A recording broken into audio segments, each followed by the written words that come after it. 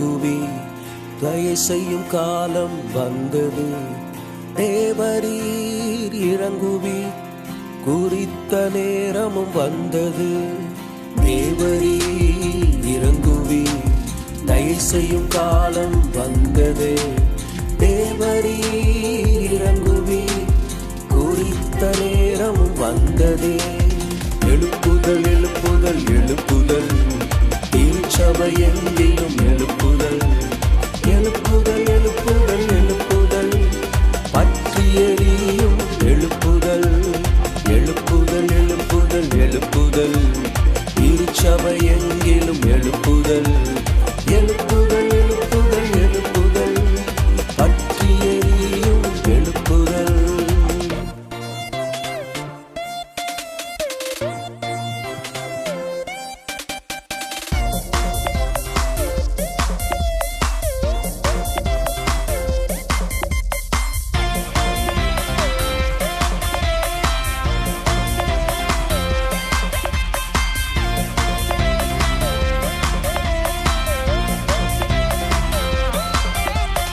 ஆவியின் அருள் மாறி ஊற்றிடும், அபிஷேகத்தால் என்னை நிரப்பிடும்.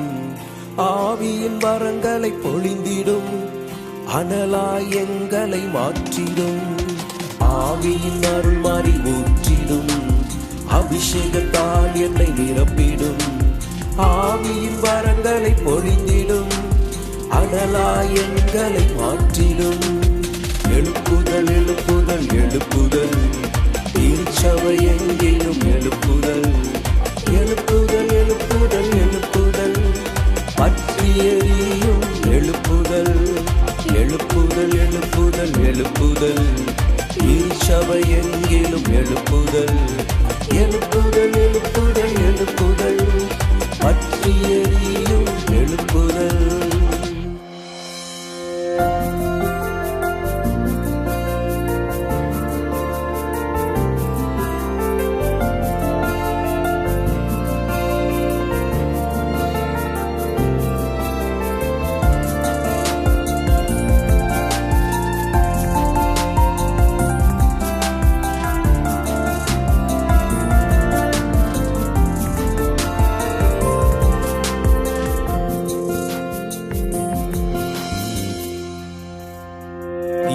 தரிசனம் சொல்லுவோம், மூப்பர் சொப்பனம் காண்பார்கள்.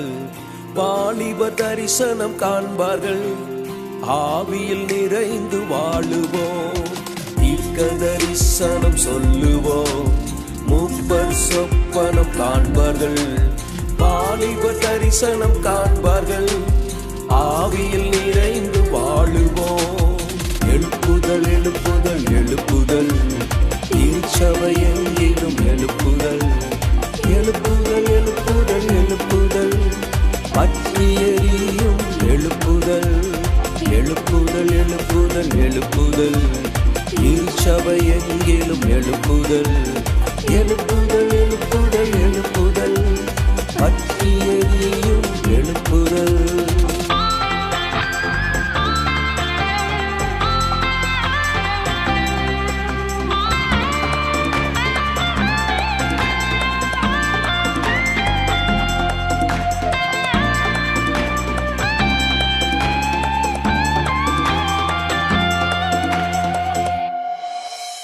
சீயோனிலிருந்து வேதமும், எருசலேமில் கர்த்தர் வசனமும். யுத்தங்கள் எல்லாம் மாறிடும், ஆத்தும அறுவடை நடந்திடும். சீயோனிலிருந்து வேதமும், எருசலேமில் கர்த்தர் வசனமும். யுத்தங்கள் எல்லாம் மாறிடும், ஆத்தும அறுவடை நடந்திடும். எழுப்புதல் எழுப்புதல் எழுப்புதல், திருச்சபை எங்கிலும் எழுப்புதல். எழுப்புதல் எழுப்புதல் எழுப்புதல், பற்றி எரியும் எழுப்புதல். எழுப்புதல் எழுப்புதல் எழுப்புதல், திருச்சபை எங்கிலும் எழுப்புதல். எழுப்புதல் எழுப்புதல் எழுப்புதல், பற்றி எரியும் எழுப்புதல்.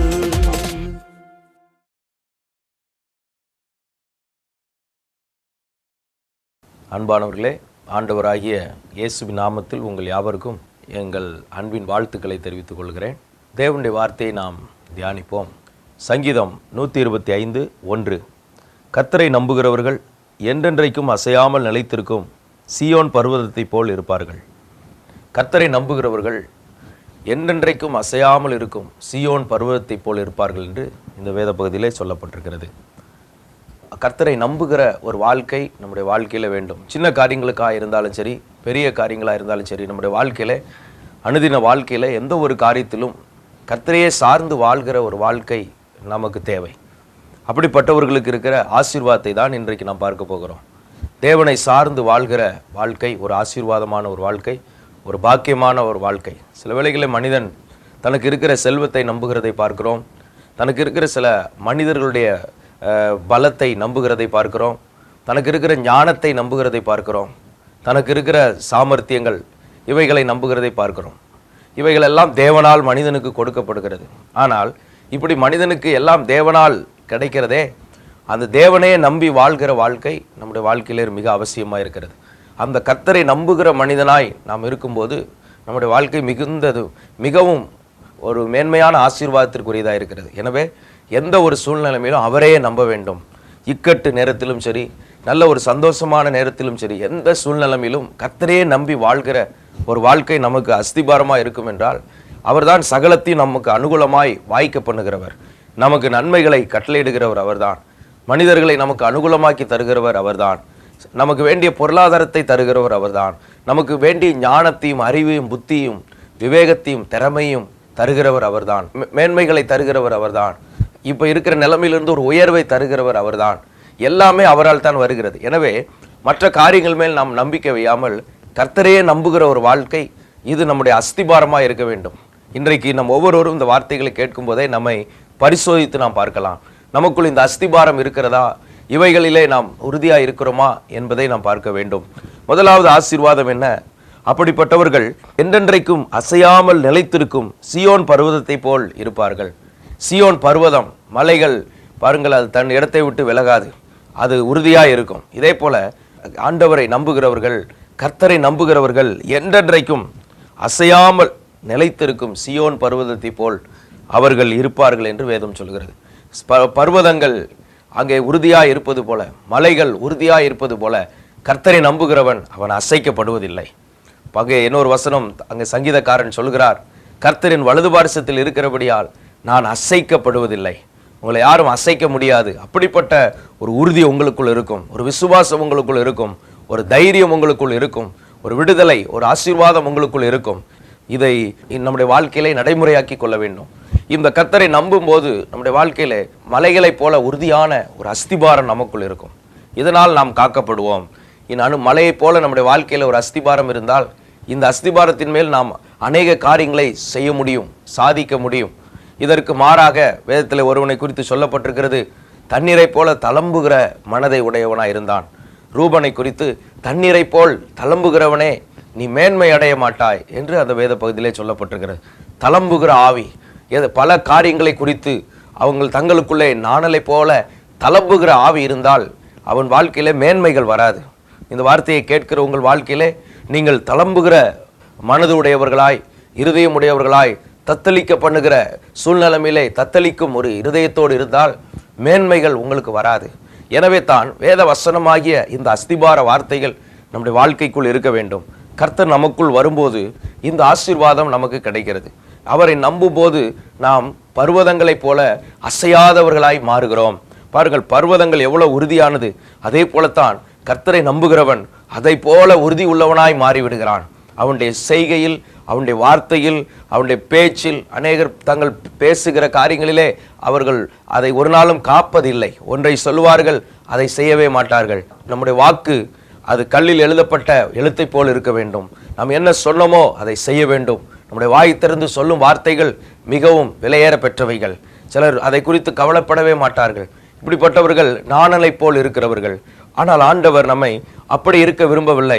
அவரை நம்பி சீயோன் பர்வதத்தை போல நம்மை ஸ்திரப்படுத்துவதற்கு அவர் வல்லமில்ல தேவனாய் இருக்கிறார்.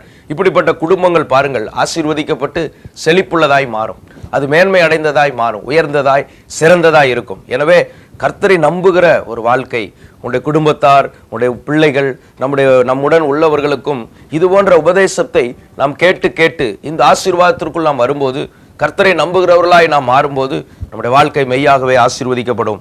எனவே முதலாவது, கர்த்தரை நம்புகிறவர்கள் சீயோன் பர்வதத்தை போல அவர்கள் உறுதியாய் இருப்பார்கள். பர்வதத்தை போல அவர்கள் அசைக்கப்படாது இருப்பார்கள். அவர்களை அசைக்க முடியாது. ஏனென்றால் அவர்களிடத்தில் அசைக்கப்படுவதற்கு ஏதுவான எந்த அநியாயங்கள், குற்றங்கள், குறைவுகள் அவர்களிடத்தில் இராது. எல்லாவற்றிலும் அவர்கள் நிலையானவர்களாய் இருப்பார்கள் என்பதை நாம் பார்க்கிறோம்.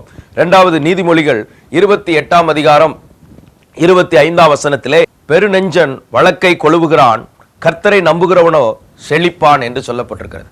கர்த்தரை நம்புகிறவனுக்கு இருக்கிற இரண்டாவது ஒரு ஆசீர்வாதம் வேதத்திலே சொல்லப்பட்டிருக்கிறது. அவன் செழிப்பான். அவன் கர்த்தரை நம்புகிறவன் செழிப்பாய் இருப்பான். அவன் காரியங்கள் ஆசீர்வாதமாய் இருக்கும். பாருங்கள், சில நல்ல மலைவளம், நீர்வளம் பொருந்திய இடங்களிலே மரங்கள் செழித்து வளர்கிறது, பசுமையால் நிறைந்திருக்கிறது. அவன் எப்பொழுது செழிப்பாய் இருக்கிறான். ஆற்றங்கரை ஓரங்களில் உள்ள மரங்களை பார்த்தால் அது எப்பொழுதும் செழிப்பாய் இருக்கிறது. ஆனால் இந்த வசனத்திலே அதே போல சொல்லப்பட்டிருக்கிறது, ஒருவன் கர்த்தரை நம்புகிறபடினால் அவன் செழிப்பான். ஏனென்றால் கர்த்தர் ஒன்றை சொன்னால் அவர் அதை செய்வார். அவர் நம்மோடு பேசுகிறவராய் இருக்கிறார். ஒரு தகப்பனை போல நம்மோடு இருந்து நம்மை நடத்துகிறவராய் இருக்கிறார். ஒரு தகப்பனை போல நம்மை தூக்கி சுமக்கிறவராய் இருக்கிறார். ஒரு தாயை போல நம்ம மேல் அன்பு காட்டுகிறவராய் இருக்கிறார். ஒரு நண்பனை போல நம்மோடு அவருடைய அன்பை பகிர்ந்து கொள்கிறவராய் இருக்கிறார். இப்படிப்பட்ட கர்த்தரோடு வாழ்ந்து கர்த்தரை சார்ந்து வாழும்போது அவர் நம்முடைய வாழ்க்கையில இந்த ஆசீர்வாதத்தை கொடுக்கிறார். செழிப்பான ஒரு வாழ்க்கை.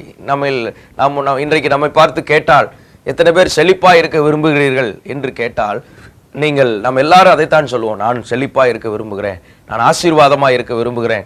அதனால தான் இந்த வேத பகுதியிலே இந்த செய்தியின் மூலம் உங்களோடு கர்த்தர் பேசிக்கொண்டு இருக்கிறார். நீ செழிப்பான ஒரு வாழ்க்கை வேண்டுமென்றால் நீ பல காரியங்களை நம்முடைய அறிவுக்கு எட்டினபடி, மற்றவர்கள் நமக்கு சொன்ன ஆலோசனையின்படி பல முயற்சிகளை நீங்கள் எடுத்திருக்கலாம்.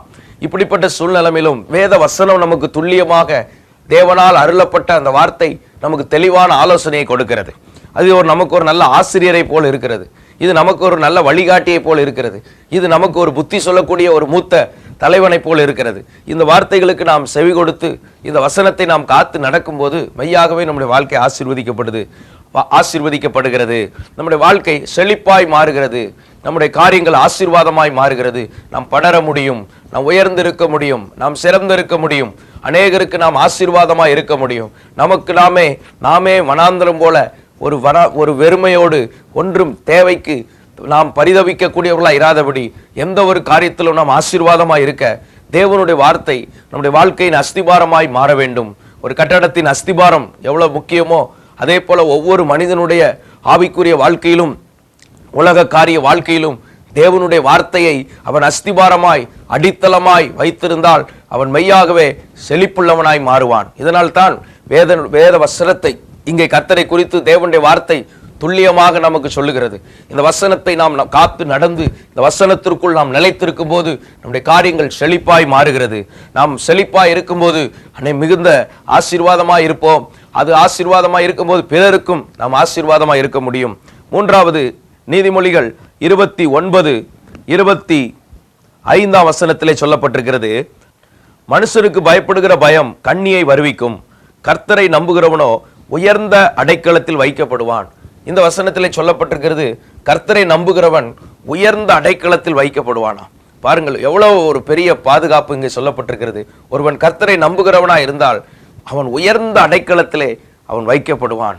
வேதம் சொல்லுகிறது, தேவன் நமக்கு அடைக்கலமும் பலனும் ஆபத்து காலத்தில் அனுகூலமான துணையுமானவர். தேவன் ஒரு மனிதனுக்கு அடைக்கலமா இருக்கிறார்.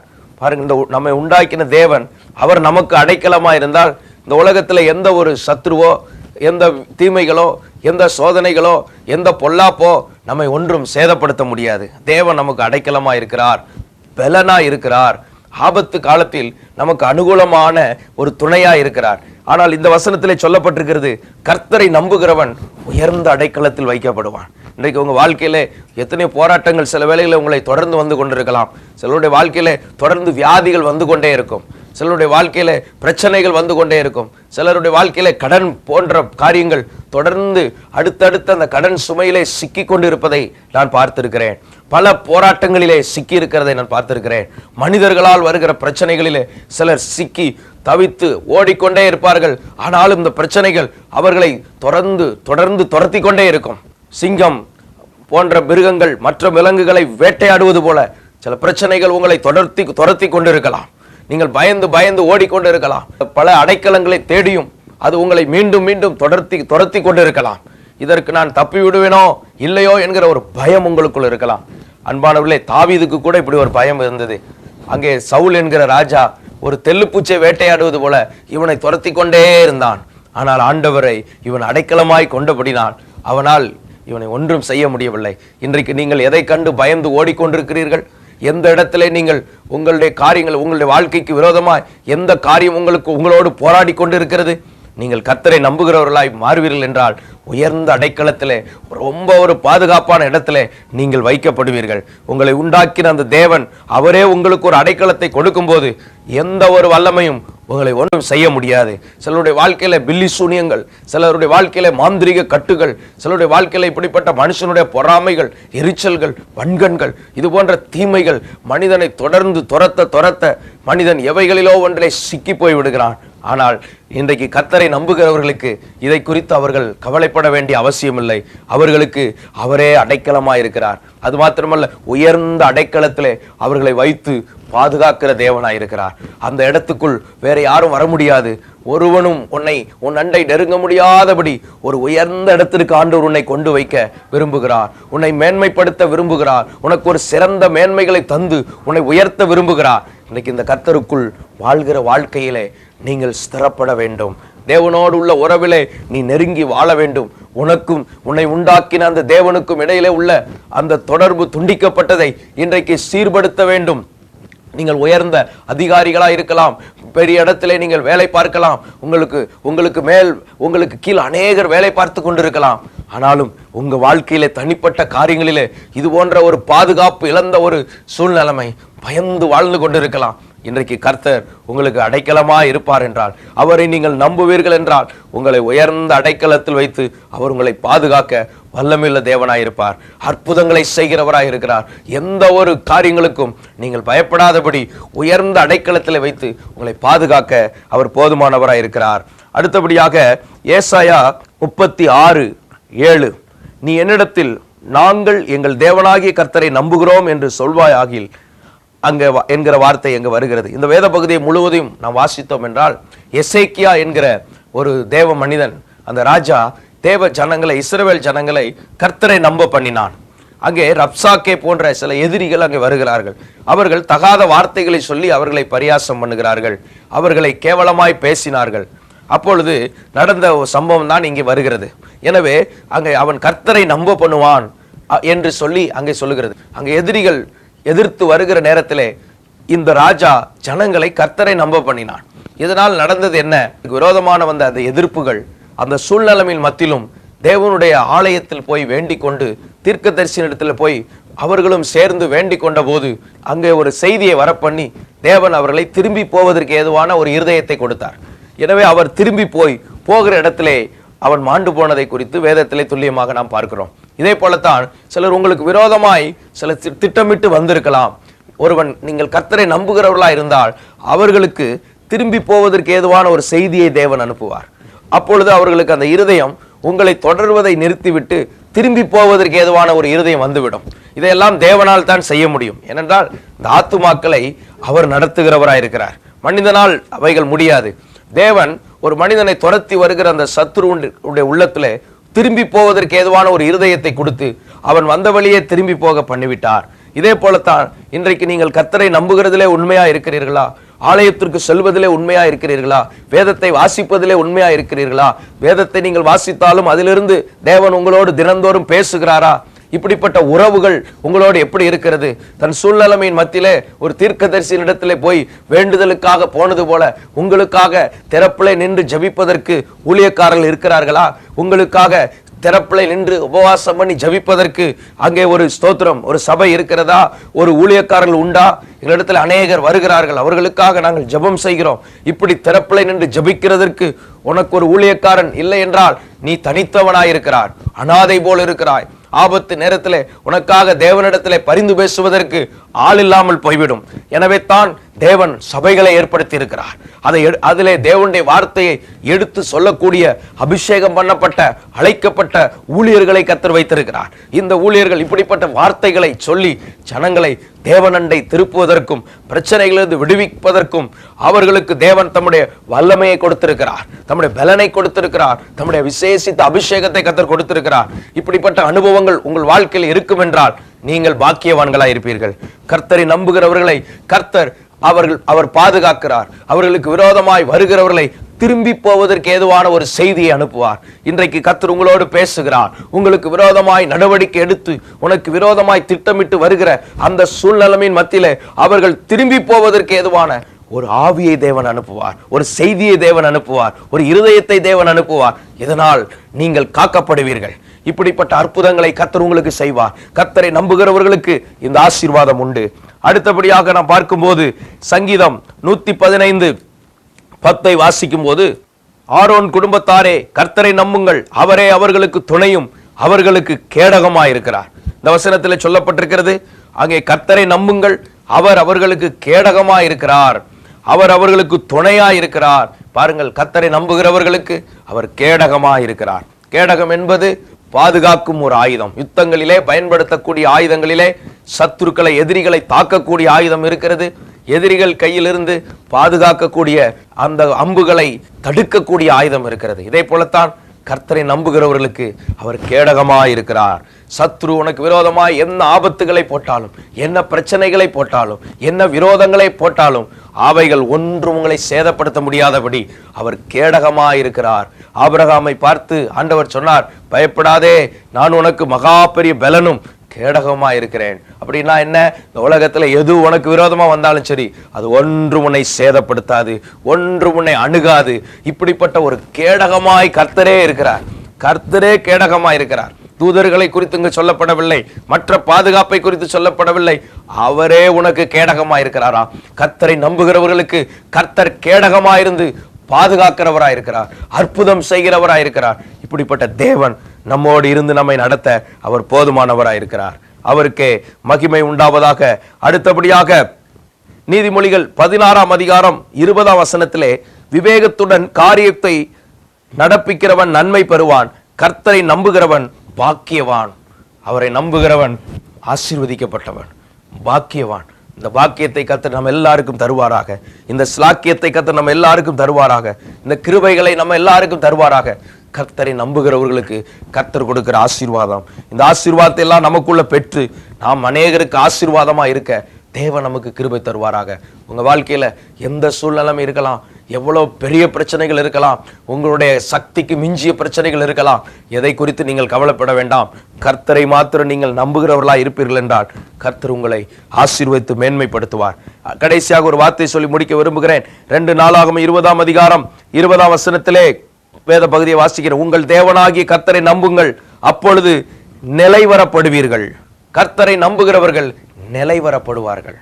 அது வரைக்கும் வாழ்க்கையில ஒரு நிலையான அனுபவம் இல்லாமல் இருக்கும். சிலர் பாருங்கள் அலைந்து கொண்டே இருப்பார்கள். சிலருடைய வாழ்க்கையில இன்னும் ஒரு செட்டில்மெண்ட் இருக்காது. பல வருடங்கள் ஆகியும், 20, 30, 40 வருடங்கள், 40 வயது ஆகியும் இன்னும் ஒரு நிலையான ஒரு அனுபவம், நிலையான ஒரு வேலை, நிலையான ஒரு குடும்பம், நிலையான ஒரு இடம், நிலையான ஒரு வீடு, நிலையான வாகனங்கள் ஒன்றும் இல்லாமல் காயினை போல அலைந்து கொண்டிருக்கிறவர்களா இருக்கலாம். இன்னைக்கு கர்த்தரை நீங்கள் நம்ப பாருங்கள். உங்களை உண்டாக்கின தேவன், நம்மை உண்டாக்கின தேவன், நம்மை போஷிக்கிற தேவன், நம்மை உடுத்துவிக்கிற தேவன், நமக்கு அற்புதங்களை செய்கிற தேவன், அவரை நம்பி அவருடைய செட்டைகளுக்குள்ள வரும்போது நிலைவரப்படவை ஆண்டவர் உதவி செய்வார். இன்னைக்கு இந்த வார்த்தைகளை கேட்ட உங்களுக்கு இந்த வாக்குத்தத்தத்தை கர்த்தர் உங்களுக்கு தருகிறார். உன்னை நிலைவரப்பட வைப்பார் தேவன். இந்த வார்த்தைகளை நீங்கள் இருதயத்திலே பதித்து வைத்து தினமும் அவரை நோக்கி ஜெபம் பண்ணுங்கள். என்னை நிலைவர பண்ணுகிறவரே என்று சொல்லி, என்னோடு இன்னைக்கு பேசினீரே என்று சொல்லி உங்களுடைய வாழ்க்கையை முழுமையாய் அவருக்கு ஒப்புக் கொடுங்கள், குடும்பமாய் அவருக்கு ஒப்புக் கொடுங்கள்.